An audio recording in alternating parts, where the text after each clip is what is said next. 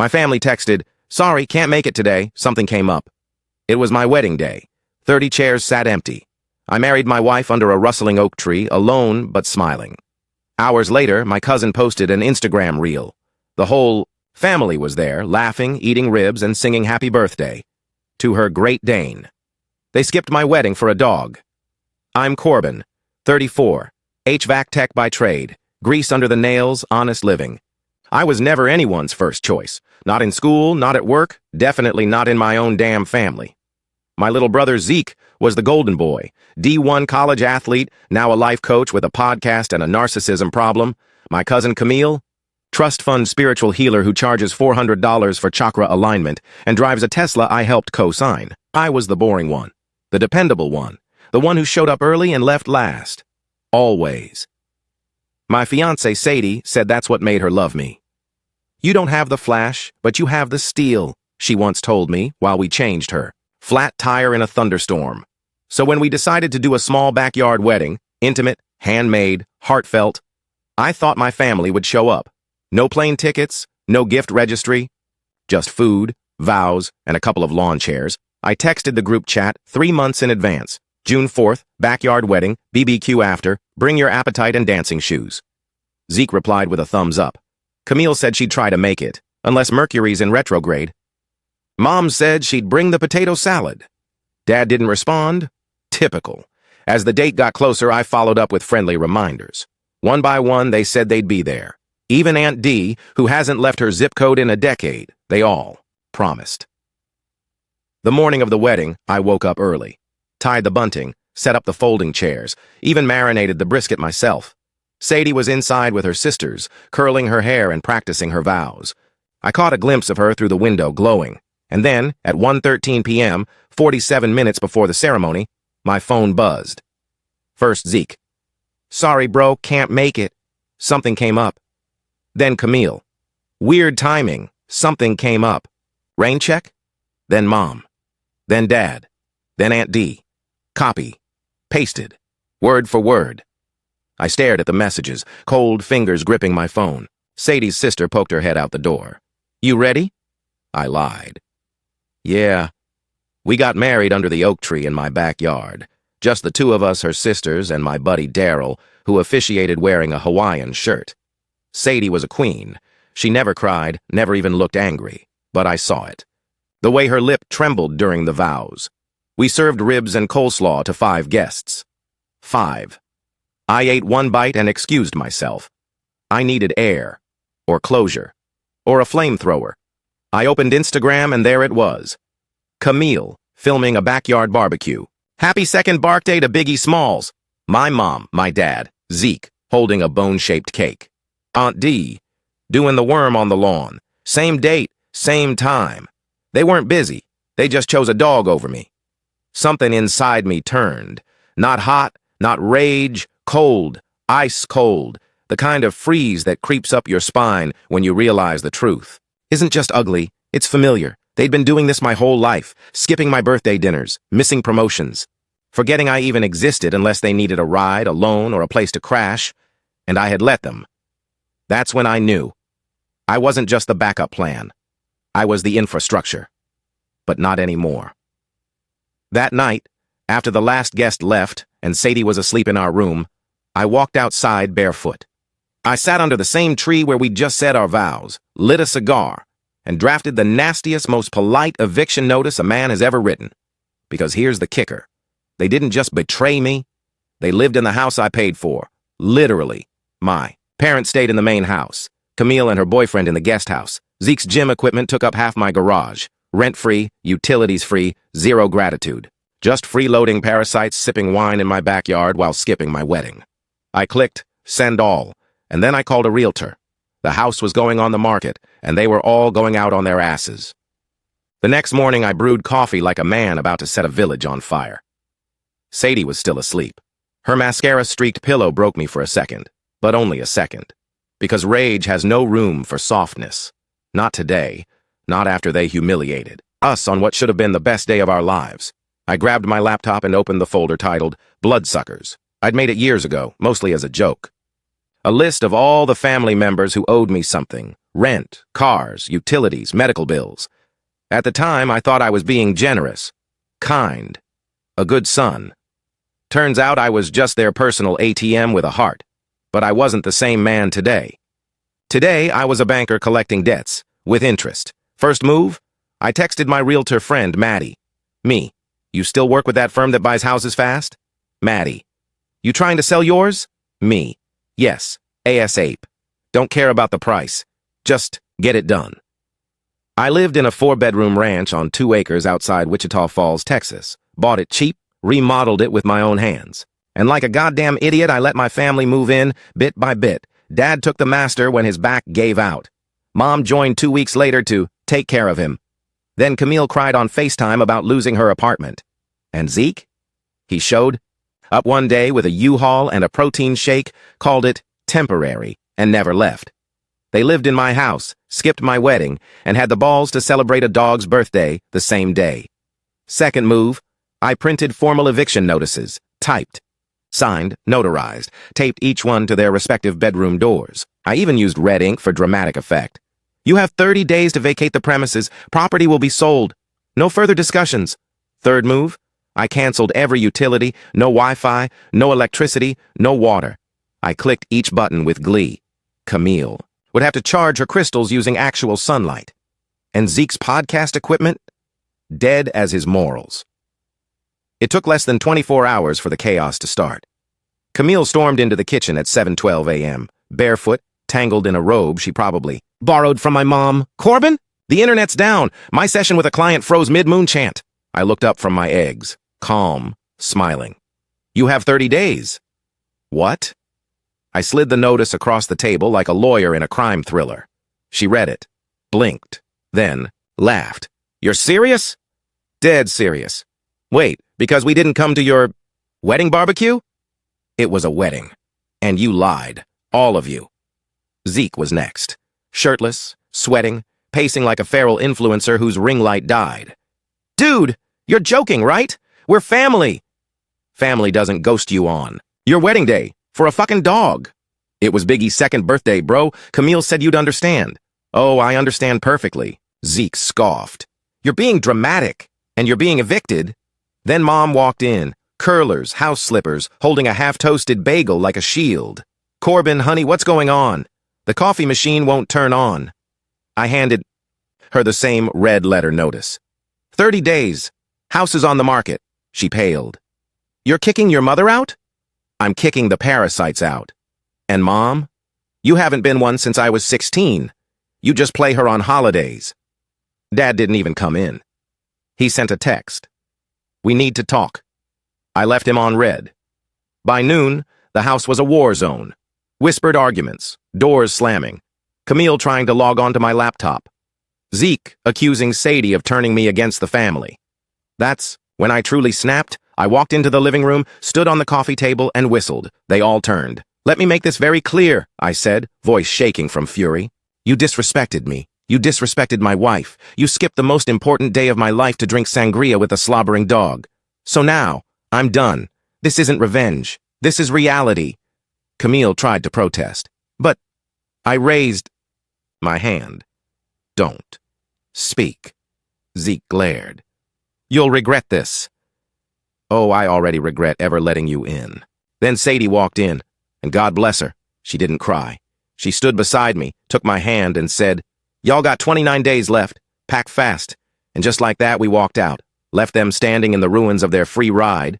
And I swear, I heard Camille whisper, he was serious? Damn right I was.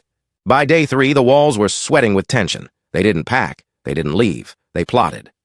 Zeke went into full influencer meltdown mode. He stormed around the house with his iPhone on a selfie stick, ranting to his followers about betrayal and toxic family dynamics.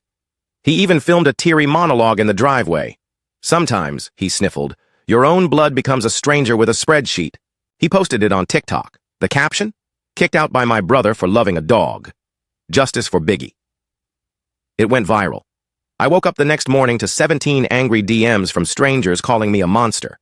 One woman said, your family deserves better, you heartless pig. Another suggested I burn in karmic hell.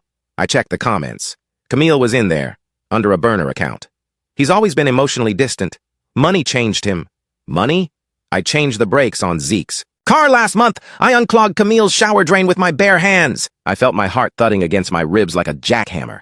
The audacity. They screw me over and then turn me into the villain online? Fine. You want war? I can be the villain. I sent Maddie the final confirmation. The house was now officially under contract. Closing date, 2 weeks, non-negotiable. Cash buyer, no inspection. No loopholes. I printed a second set of eviction notices, bigger, bolder, and duct-taped them to every bathroom mirror. Zeke ripped his off and screamed, "You're destroying this family!" I shot back. "No! I'm finally saving myself!" Then, Camille played her trump card. She brought in the big guns. My mother. It was a Tuesday night when I came home from work and saw her in the living room, dressed like she was about to host Easter brunch. Lipstick, pearls, that same sad little cardigan she always wore when she wanted to look pitiful. "Corbin," she said softly, "can we talk?" Nope. She followed me into the kitchen like a ghost. "You don't mean this. I know you're angry, but tearing the family apart over a misunderstanding." "A misunderstanding?" I spun around, nearly dropping my keys. "You lied. You all lied. You didn't miss the wedding. You chose to be somewhere else, with a dog." She flinched, then switched gears faster than a used car salesman. "Your father's health is fragile. Camille's credit is in recovery. Zeke's podcast just started gaining traction. You're destabilizing everyone." I laughed. Actually laughed. "Destabilizing? Lady, I'm not FEMA. I'm your son." That's when she said it. The sentence that scorched my insides like acid. "Well, you were never the important one." Silence, thick and sudden. I blinked. "What did you say?" She gasped like she'd been caught shoplifting. I didn't. "Mean, you said I was never the important one." "No! That came out wrong." "No, Mom. That came out exactly how you meant it." She tried to backpedal, but it was done. The final string snapped. I walked upstairs, locked the door, and told Sadie, "We're getting a hotel." She didn't argue. The next morning, I filed paperwork for a restraining order against Zeke for harassment. He'd started following Sadie to work, filming her, yelling things like, "You married a psychopath," outside her office. I called the cops. They gave him a formal warning. He filmed that too, titled it, "They're Trying to Silence Me. Hasher Corbin the Coward." The internet lapped it up. He made a GoFundMe, raised $2,300 in 3 days. Used the money to buy a neon green van and parked it in front of my house with a sign that read, "This is what family abandonment looks like." I wanted to scream. Instead, I documented everything. Every post, every threat, every creepy note. Slipped under the hotel door, because the next step? Litigation. But before I could even file a cease and desist, Zeke pulled the Judas move. He emailed my boss. A long, tear-soaked letter claiming I was unstable, emotionally abusive, and likely to lash out at customers. It almost worked. Almost. My boss, Greg, called me into his office and slid the email across the desk. I read it. Then I laughed. Out loud. Greg raised a brow. "You good, man?" "I'm golden. Just reading the latest fan fiction." He smirked and crumpled the letter. "Good. Because I already called HR and told them your brother's a lunatic. Also, I gave you Friday off. You look like you need it." I walked out of that office feeling 20 pounds lighter until I checked my phone and saw the email Camille had just sent me. Subject line, legal notice, family compensation claim. She was suing me for emotional damages because I humiliated her by evicting her without warning. Unbelievable? You have no idea how bad it's about to get. By the end of that week, I had a lawyer, a migraine, and a folder the size of a Bible labeled Corbin v. the Freeloaders. Camille's lawsuit wasn't just real. It was unhinged. She claimed psychic trauma from being forced to pack, her tarot decks without spiritual closure. She also alleged that Sadie hexed her dog using hostile facial expressions. The lawyer she hired? Some over-caffeinated drama major turned ambulance chaser named Trent Bishop, also known locally as TikTok's Legal Bae. His opening email began with, "Hey King, let's settle this before it gets messy. Oh, you want messy? Buckle. Up, Trent." I sent back a 2-word reply. Bring it. Meanwhile, Zeke was doubling down on the delusion. He parked his neon green van in front of City Hall with a megaphone and shouted, "Free the family," to confused passers-by. Camille brought her dog, Biggie, dressed in a tuxedo and posted it with the caption, "He was ready to be ring bearer, but Corbin chose cruelty." Sadie and I couldn't go anywhere without hearing whispers. At the grocery store, at the gas station. Even our hotel desk clerk gave us side eyes when we checked in one night. Turns out Zeke had started a podcast series called The Wedding That Never Was, a 6-part audio smear job. I wanted to scream, but I waited, because the court date was set, and I came prepared. Trent Bishop strutted into small claims court like he was about to get a Netflix deal. Camille wore all white, as if she were the grieving widow of a burned bridge. Her statement? Pure comedy. I was treated like trash by my own cousin. No electricity. No love. No Wi-Fi. I glanced at the judge. Deadpan. He just said, "Is that part of your legal claim?" Trent jumped in. "Your Honor, this was a targeted emotional campaign. Miss Camille was evicted without proper spiritual closure." I nearly choked, trying not to laugh.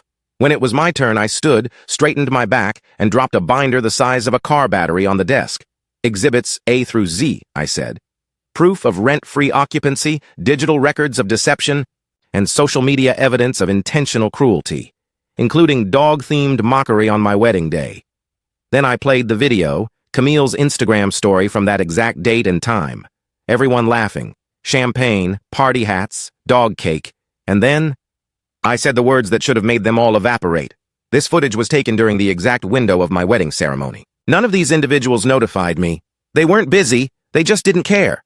The judge didn't blink. Case dismissed. But it didn't end there. He turned to Camille. "Ms. Brewster, if you pursue further claims, I will be forced to issue sanctions. This was a waste of the court's time." Her jaw dropped. Trent muttered, "Well, that's just like your opinion, man." The judge said, "It's actually the only one that matters here. Court adjourned." We walked out, triumphant. Camille burst into tears and yelled after me, "You'll die alone, Corbin! Your aura is septic!" Sweet music to my ears. Zeke, meanwhile, upped the stakes. He went live outside my job the next morning, shouting into his phone, "I'm here to confront my brother who abandoned his entire family because they wouldn't eat his Walmart brisket." He actually said that. I filed for a restraining order. This time, it stuck. And the best part? The podcast platform banned him for harassment and disinformation.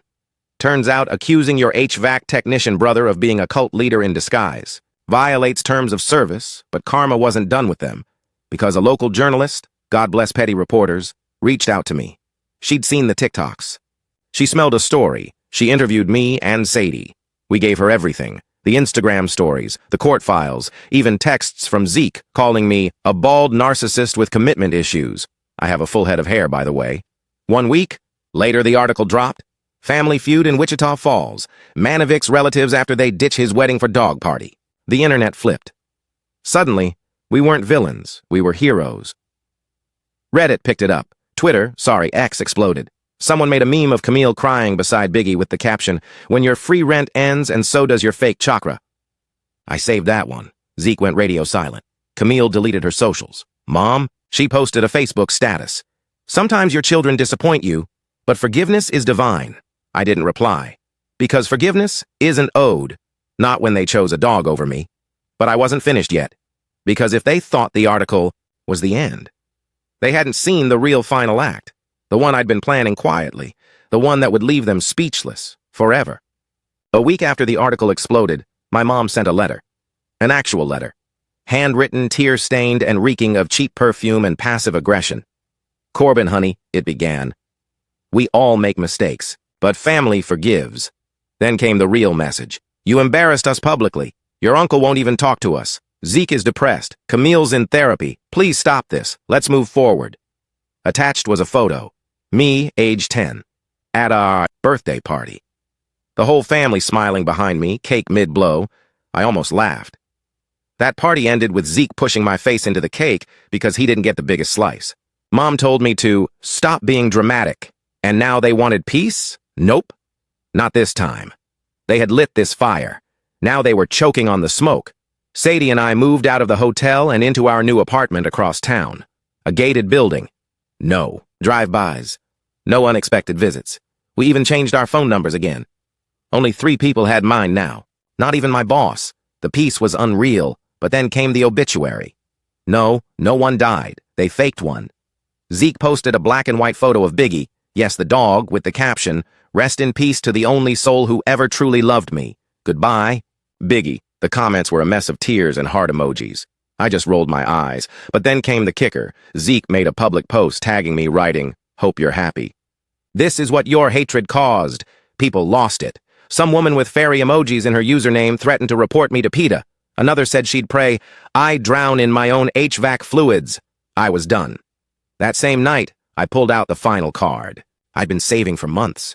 See, I had something they forgot about. A secret I kept quiet while they lied, cried, and gaslit me. The deed.